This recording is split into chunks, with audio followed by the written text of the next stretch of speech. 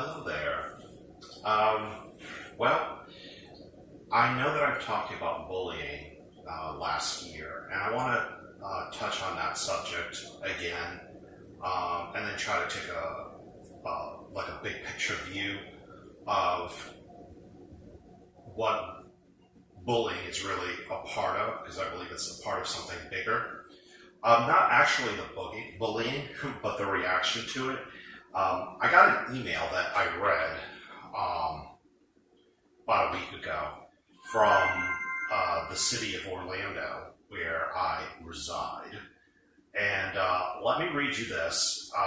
It sounds so warm and fuzzy. All right. It says, "It takes courage to stop abuse." Last weekend, the Orlando Police Department, Harbor House, and Valencia College distributed more than 5,000 door hang tags to residents that bring awareness to domestic abuse. Glad I didn't get one.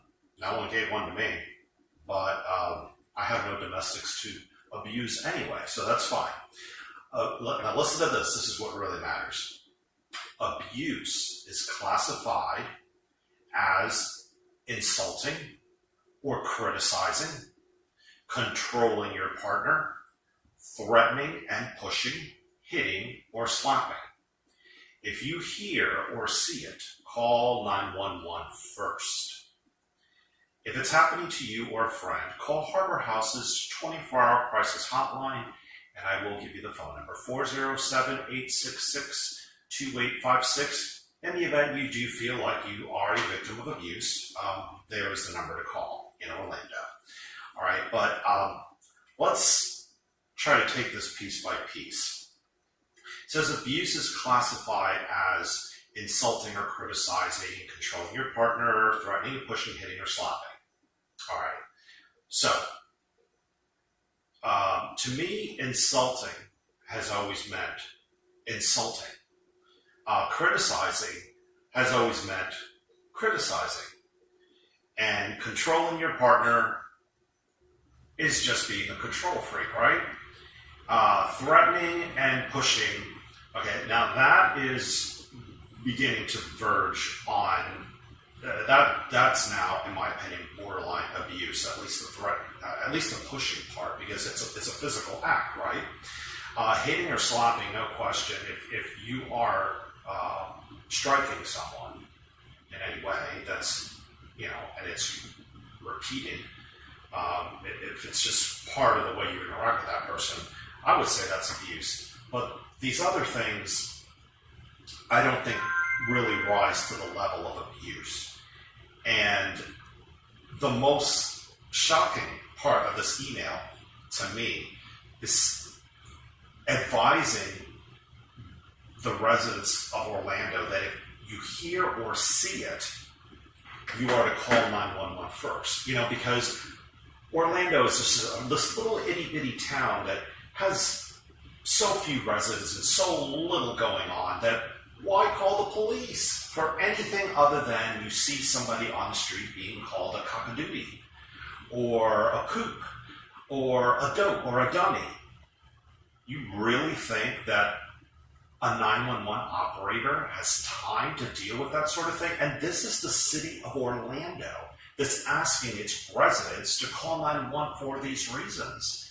I mean, you have people as it is calling 911 because McDonald's is out of McNuggets, or they didn't get their sauce for their nuggets, or something ridiculous like that. People call 911 for the silliest of reasons. I'll never forget, I one time called 911 for a reason that I shouldn't have. I was in the presence of somebody who had been arrested. This was a friend of mine. I was shocked. I had no idea what was going on. I needed to reach the jail so I could speak to someone about what had happened.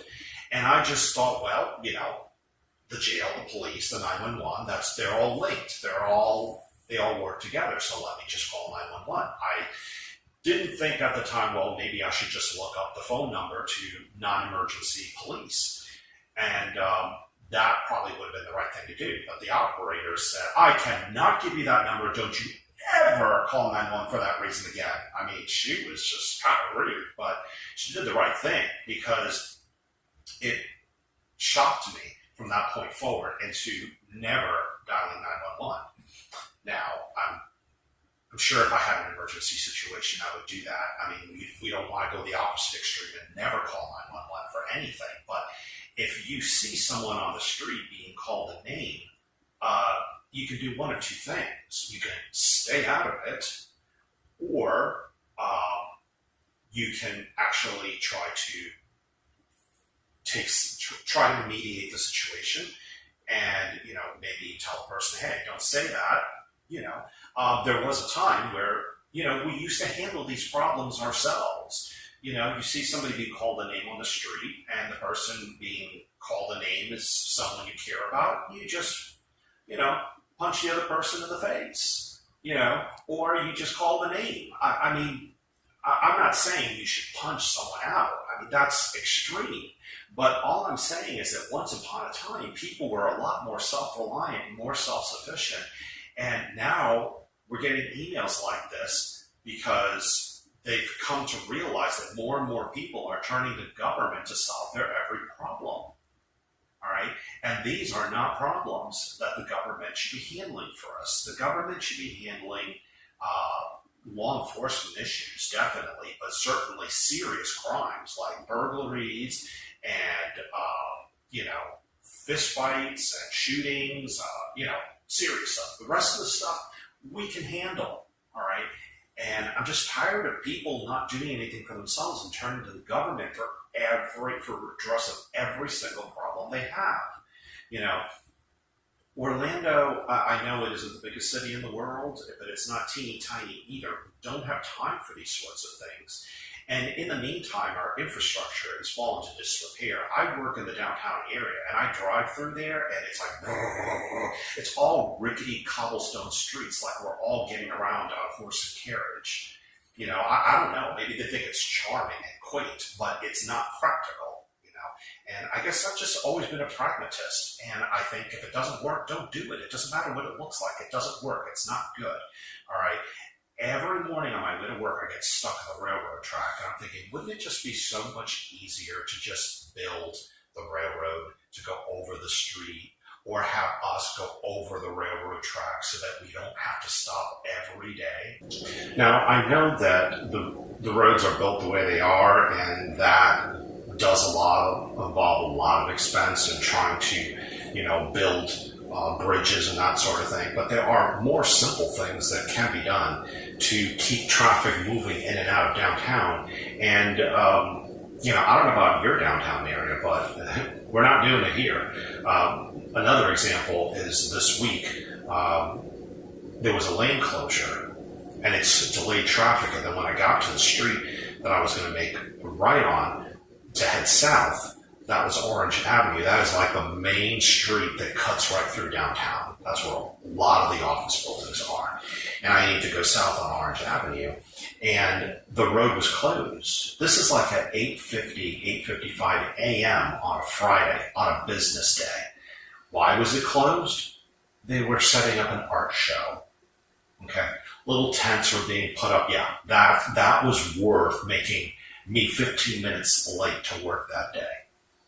And I have a problem with that. That is unnecessary. Okay, if you're going to do that at all, if you're going to close down a road, you do it on the weekend. If you need time to set up, you set up on Saturday and you do it on Sunday. All right, if you need 2 days, too bad.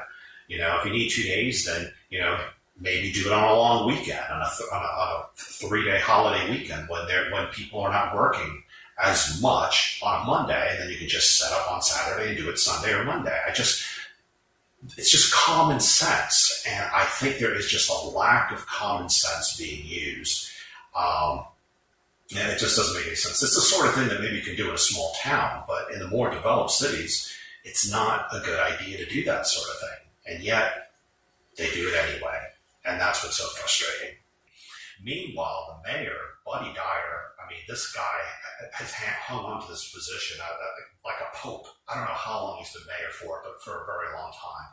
And I don't know that I should dump all of this at his door, because I really don't know. I'll admit, I really don't know what the responsibility of a mayor is. But I know he has these, the city of Orlando sent us these silly emails about, an anti-bullying campaign, about composting, and about, renewable energy and recycling and bike paths, and all that stuff is all well and good. But there are more pressing issues that the government needs to deal with, and I don't see that the mayor is involved in any of that. He keeps talking about growing downtown, building businesses, having sporting events, building businesses, inviting everybody to come down there, and then there's no way to get in and or out of it. It's a nightmare. I mean, the roads are narrow. They're all paved roads. What is this? It just doesn't make any sense. I just feel like people have their minds just fixated on such foolishness, and it's got to stop. So bullying is a serious issue. When we're in school, school-age kids, that is the time where, we could use a little help. But once we're grown adults, these are things that we should be able to handle by then. And the more and more we turn to government to solve our problems, the lazier and lazier people become, So, don't bully people, okay? But if you're the one being bullied, don't be afraid to stand up for yourself, all right? You're not always going to be able to turn to someone for help, You got to depend on yourself, all right? So I appreciate you, listening, watching, agreeing, and just, continue watching until you do if you don't, and even continue watching after that. All right, so I appreciate your time, and that's all I have for you today. We're done.